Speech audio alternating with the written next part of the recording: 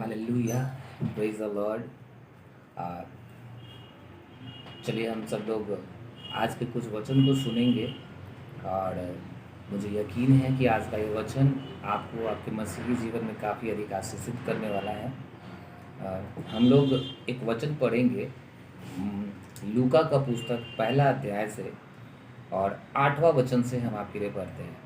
यहाँ लिखा है, जब वह अपने दल की पहाड़ी पर परमेश्वर के सामने याजक का काम करता था तो याजकों की रीति के अनुसार उसके नाम पर चिट्ठी निकली कि प्रभु के मंदिर में जाकर धूप जलाए। धूप जलाने के समय लोगों की सारी मंडली बाहर प्रार्थना कर रही थी। उस समय प्रभु का एक स्वर्गदूत धूप की वेदी की दाहिनी ओर खड़ा हुआ उसको दिखाई दिया। जकरयाह देखकर घबराया और उस पर बड़ा भय छा गया। परंतु स्वर्गदूत ने उससे कहा, हे जकरयाह, भयभीत न हो, क्योंकि तेरी प्रार्थना सुन ली गई है और तेरी पत्नी इलीशिबा से तेरे लिए एक पुत्र उत्पन्न होगा और तू उसका नाम यूहन्ना रखना। तुझे आनंद और हर्ष होगा और बहुत लोग उसके जन्म के कारण आनंदित होंगे।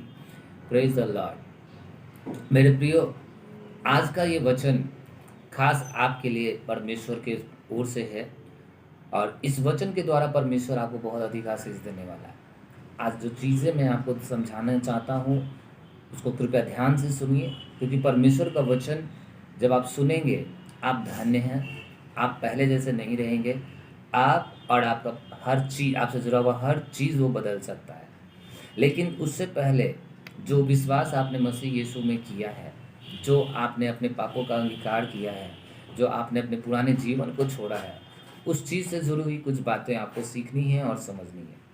पूरे बाइबल में कई बार परमेश्वर ने अपने स्वर्गदूतों को भेजकर उन लोगों को बताया कि तुम्हारी प्रार्थनाएं सुन ली गई हैं। उसी उदाहरण में से एक हम लोग अभी यहाँ पे पढ़ रहे हैं कि परमेश्वर की सेवा करते हुए जब जकरयाह आपकी सेवा की बारी आई और वो मंदिर के अंदर घुसा, तब वहाँ पर परमेश्वर के एक स्वर्गदूत उसको दिखाई दिया और स्वर्गदूत ने उसे कहा कि जकरयाह, तुम्हारी प्रार्थना सुन ली गई है। हालेलुया। बिल्कुल ठीक इसी तरीके से कुरनेलियुस के साथ भी ऐसा ही था। कुरनेलियुस एक अच्छा और धर्मी पुरुष था, लेकिन उसका उद्धार नहीं हुआ था। वो बहुत अधिक प्रार्थनाएं करता था, बहुत अधिक दान दिया करता था और परमेश्वर ने अपने स्वर्गदूत को भेजकर कुरनेलियुस से बात किया कि तुम्हारी प्रार्थना सुन ली गई है और तुम्हारे दान स्वीकार कर लिए गए हैं। हालेलुया। मुझे आपको समझाने दीजिए कि कभी भी जब आप परमेश्वर से प्रार्थना कर रहे हैं, आपकी कोई भी प्रार्थना व्यर्थ नहीं जाती है। परमेश्वर, बाइबल कहती है कि परमेश्वर के कान धर्मियों की प्रार्थना की ओर लगे हुए हैं। हर बार जब आप प्रार्थना करते हैं, चाहे आप घर में हो, चाहे आप ऑफिस में हो, चर्च में हो, कहीं पर भी है, जब भी आप परमेश्वर को पुकारते हैं, उसके कान आपकी प्रार्थना की ओर लगे हुए हैं। वो आपकी प्रार्थना को अनदेखा कभी भी नहीं करता है। लेकिन फिर भी क्यों आपकी प्रार्थनाओं का उत्तर पहुंचने में आपके पास देरी होती है? बाइबल यहाँ पर कहती है कि एलीशिबा और जकरयाह ये दोनों परमेश्वर की सेवा करते थे और ये दोनों बूढ़े हो चले थे, लेकिन फिर भी इनके पास कोई संतान नहीं थी। हालेलुया।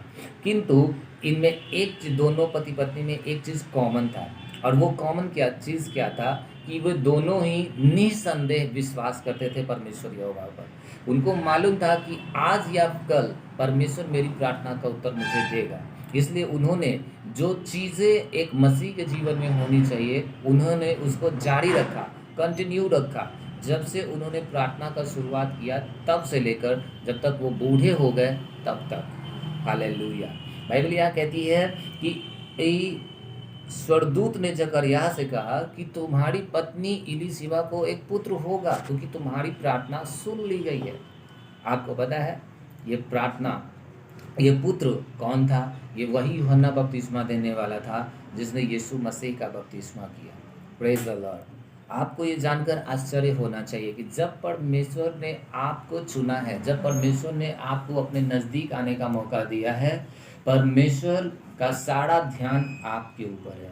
लेकिन अगली चीज़ जो वो आपसे चाहता है वो ये कि आपको 5 चीज़ों में बढ़ना है। जैसे ही आपने नया जन्म पाया है, जैसे ही आपने प्रभु यीशु मसीह के सुसमाचार को सुना, आपने अपने पुराने जीवन से मन फिराया और आप अब आगे मसीह के साथ चलना चाहते हैं, आप परमेश्वर के राज्य में आगे बढ़ना चाहते हैं, आप एक शांति और संपूर्णता का जीवन जीना चाहते हैं। परमेश्वर चाहता है कि आप पूरे विश्वास के साथ मसीह पर निर्भर होकर इन 5 बातों में आगे बढ़ें। सबसे पहली चीज़ है कि अब आपको पवित्र आत्मा की ज़रूरत है।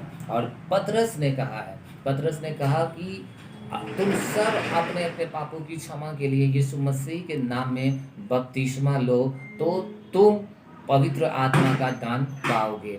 ध्यान दीजिए, होंगी बहुत से ऐसी बातें होंगी जो आप अपनी ताकत से नहीं कर पाएंगे, हालेलुया, लेकिन उन चीज़ों को करने में पवित्र आत्मा आपकी सहायता करेगा। और पवित्र आत्मा आपको कब मिलेगा? जब आप अपने पापों से मन फिराएंगे, यीशु मसीह के नाम में बपतिस्मा लेंगे। तो पहली चीज़ यही है कि अब यीशु के सुसमाचार में विश्वास करने के बाद आपको बपतिस्मा लेना है, पानी का बपतिस्मा लेना है।